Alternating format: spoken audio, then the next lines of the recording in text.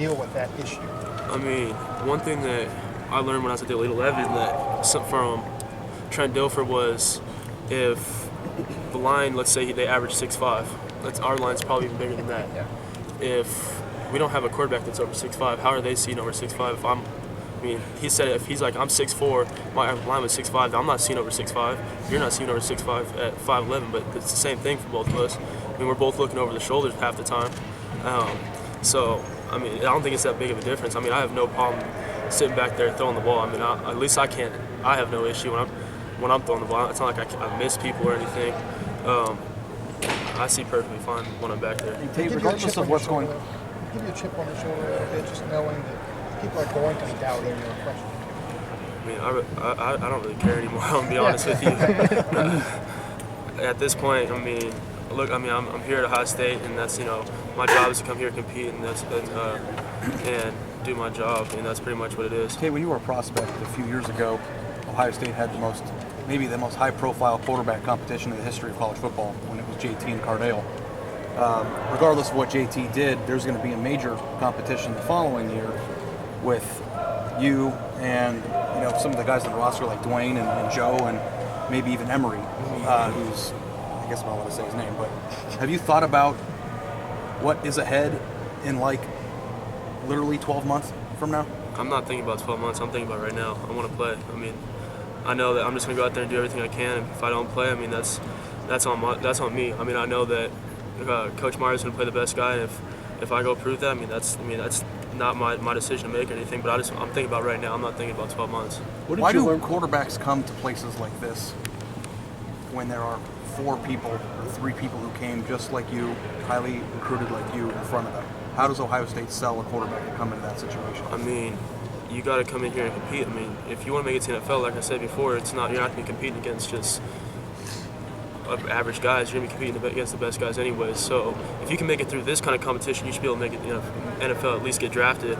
I mean, if this is not where I want to stop, like I've said, this is just part of the process of trying to keep going. So if I don't play here, I mean, that's me on myself, and that's my own, I guess, fault for not being good enough or anything. But I'm coming here. I want to play. And that's what it is. I don't care who I'm competing against. I want to play. In your early interaction with Coach Wilson, and obviously it was a different coordinator, different guy you were working with when you originally were recruited here. What do you anticipate changing with him? I mean, I think like Coach Martell told me, he said we just want to expand on the passing game, where I think that's where they struggled a little bit last year. It wasn't so much that I think. I mean, that's exactly what he told me. He said, I just want to expand on the passing game. That's why we're bringing Coach Wilson in, and that he wants to have a specific guy just focus on the quarterbacks, and that's it with Coach Day. And that's exactly what Coach Day did in the NFL. He's just working out with the NFL quarterbacks. So I think it's going to be great for us. I mean, I love Coach Day. We've just had a couple meetings with him already, and I mean, I'm feeling real comfortable. He's already teaching a lot of us a lot of stuff that, I mean, some of us didn't even know in the room. Tate, like what? Tate? I mean, just this morning we're going over fronts and all sorts of different stuff, different blitzes and the calls, what we see, so we can communicate on the sidelines and stuff like that. Tate, you were one of the captains of this class, putting it together. But you also went to high school with a kid that was committed here in Tyjon, who is no longer coming here.